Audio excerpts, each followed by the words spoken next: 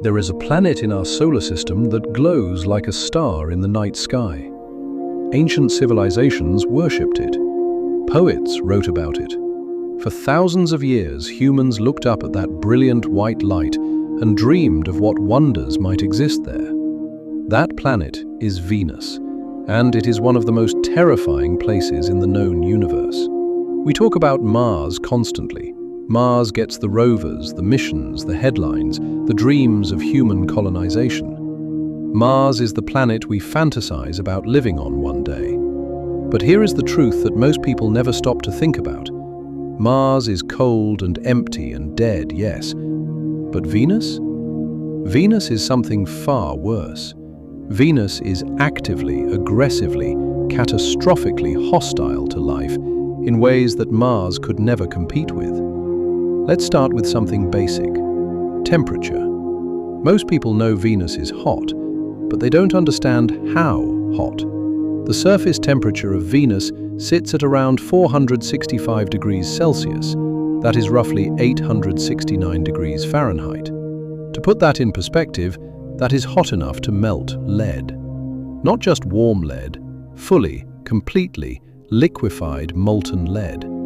You could pour it like water on the surface of Venus.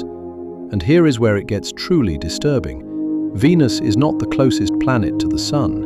Mercury is. Mercury is much closer to the Sun than Venus, and yet Mercury's average surface temperature is only around 167 degrees Celsius. Venus beats it by nearly 300 degrees. Why? Because of what Venus has done to its own atmosphere.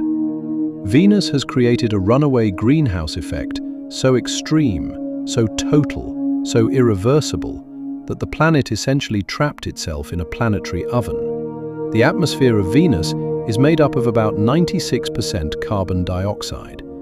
That thick blanket of CO2 wraps around the planet and refuses to let heat escape. Sunlight comes in, gets absorbed by the surface, tries to radiate back out as heat, and the atmosphere just traps it, over and over, for billions of years. The planet cooked itself alive, and now nothing can cool it down. But temperature is only the beginning of why Venus is terrifying. Let's talk about pressure. If you were somehow standing on the surface of Venus, which you would never survive long enough to do, but hypothetically, the atmospheric pressure pushing down on your body would be about 92 times greater than the pressure you feel standing on Earth. That is equivalent to being 900 meters underwater in Earth's ocean. The pressure alone would crush most unprotected structures instantly. The Soviet Union learned this the hard way. During the Cold War space race, the Soviet space program launched a series of probes called the Venera missions toward Venus. These were some of the most ambitious robotic missions in history. Engineers built the probes to withstand extreme conditions. They used thick metal casings, reinforced pressure vessels, advanced heat shielding. They were confident. Venus destroyed them anyway. The early Venera probes were crushed or burned up before they even reached the surface. Engineers went back, redesigned, rebuilt, made them stronger. Eventually, later Venera probes did manage to land on the surface. They transmitted data. They even sent back photographs, grainy, haunting images of a flat, rocky, orange-tinted hellscape stretching out under a sky choked with thick yellow clouds. But here is the thing. The longest any Venera probe survived on the surface of Venus was about 127 minutes. 2 hours and 7 minutes. That was the record. After that, Venus destroyed it. The heat and pressure simply overwhelmed every protection the engineers had built. 2 hours. That is all Venus gave us. Now think about that. We have rovers on Mars that have operated for years, decades. Opportunity, the Mars rover, operated for over 14 years. Curiosity has been running since 2012. Mars is hard, but Mars allows our machines to survive. Venus eats them. And we have not successfully landed anything on Venus since the 1980s. Over 4 decades. The most Earth-like planet in terms of size and mass the closest planet to us in the solar system at times, and we have basically given up trying to put a lander there because it is just that hostile. But wait, we have not even talked about the clouds yet. The clouds of Venus are not made of water vapor. They are not the kind of soft, white, fluffy clouds you see on a summer afternoon on Earth. The clouds of Venus are made of sulfuric acid droplets, dense, thick, swirling layers of sulfuric acid stretching from about 45 kilometers above the surface up to 70 kilometers. These clouds reflect about 70% of sunlight back into space, which is why Venus looks so brilliantly bright from Earth. But those same clouds create a continuous cycle of acid rain that falls downward and then evaporates before it ever reaches the surface because it is so hot below the cloud layer. So Venus has weather. It just rains acid. And if you were somehow floating in those clouds, scientists have actually proposed sending balloon probes into the Venusian cloud layer because the temperature and pressure there are more Earth-like than anywhere else on the planet. You would be surrounded by corrosive acid mist at all times.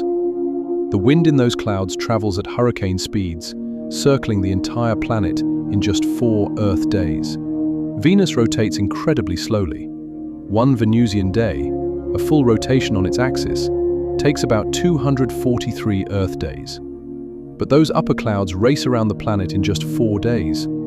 That means the atmosphere of Venus moves 60 times faster than the planet itself rotates underneath it. Scientists call this superrotation, and they still do not fully understand why it happens. Venus is full of things we do not fully understand. We left off talking about the acid clouds, the crushing pressure, the unbearable heat. But the terror of Venus goes deeper than just the physical conditions. The deeper you look at Venus, the more it starts to feel like a warning, not just about space, but about what a planet can become. Let's talk about what Venus might have looked like billions of years ago. Current scientific models suggest that early Venus may have been remarkably similar to early Earth. It likely had liquid water oceans. It had a similar size, similar mass, similar distance from the Sun compared to what was needed to support water. For potentially hundreds of millions of years, maybe even 1 billion or 2 billion years, Venus might have been a habitable world, a blue planet, a world where, under different circumstances, life could have emerged. And then something changed. Scientists are not entirely sure what triggered Venus's transformation. The Sun gradually grew slightly brighter over billions of years, and Venus, being closer to the Sun than Earth, crossed a threshold. The oceans began to evaporate. Water vapor, itself a greenhouse gas, began building up in the atmosphere. More heat was trapped. More ocean evaporated. More water vapor entered the atmosphere. The cycle fed itself, grew stronger, became unstoppable. The oceans completely evaporated. The water molecules in the upper atmosphere were broken apart by ultraviolet radiation from the Sun, and the hydrogen drifted away into space. Venus lost its water forever, and without water to absorb CO2 through geological processes the way Earth does, carbon dioxide built up in the atmosphere to the extreme levels we see today. Venus cooked itself, and it cannot cool down, ever. This process has a name: runaway greenhouse effect. And the reason planetary scientists find Venus so deeply unsettling is that Earth is not immune to this process. We are not in danger of triggering it right now, and the conditions required are far beyond what human activity currently produces.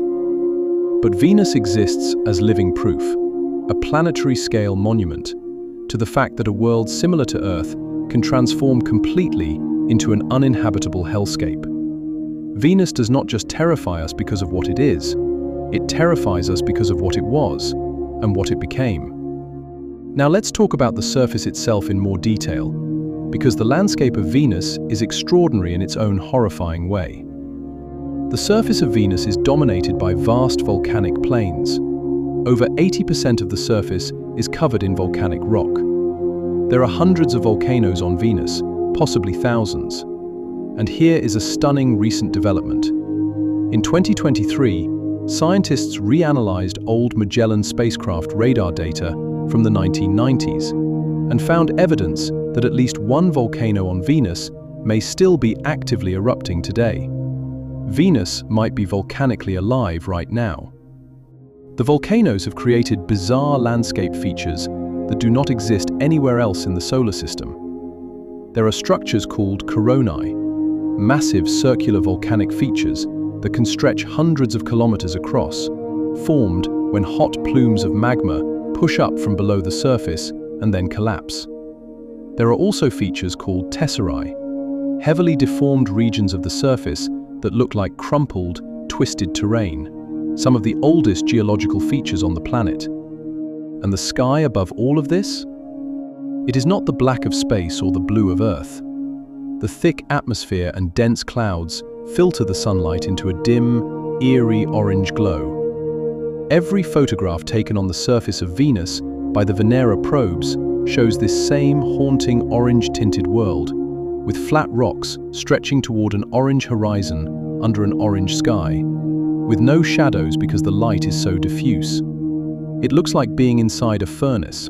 Now, after all of this, the heat, the pressure, the acid clouds, the volcanic plains, the crushing atmosphere, you might assume that we have completely given up on Venus, that we have written it off as permanently unexplorable and moved on. But actually, the opposite is happening. Venus is experiencing a scientific renaissance right now. NASA has approved a mission called Da Vinci, Deep Atmosphere Venus Investigation of Noble Gases, Chemistry, and Imaging, which will drop a probe through the Venusian atmosphere to study its composition in detail. They also approved a mission called Veritas, Venus Emissivity, Radio Science, INSAR, Topography, and Spectroscopy, which will map the surface of Venus with unprecedented detail using radar. The European Space Agency has approved a mission called ENVISION, which will also study Venus from orbit. All of these missions are coming within the next decade or so. After 40 years of neglect, Venus is suddenly one of the most studied planets in our solar system again. Why? Because scientists have realized something important. Understanding Venus is not just about understanding one terrifying hostile world. Understanding Venus is about understanding planetary evolution. It is about understanding climate systems at a planetary scale. It is about understanding what determines whether a planet becomes a paradise or a hell. And there is one more reason Venus has regained scientific attention: a controversial, spectacular, debated discovery. In 2020, a team of scientists announced they had detected phosphine gas in the atmosphere of Venus. Phosphine is a molecule made of one phosphorus atom and 3 hydrogen atoms.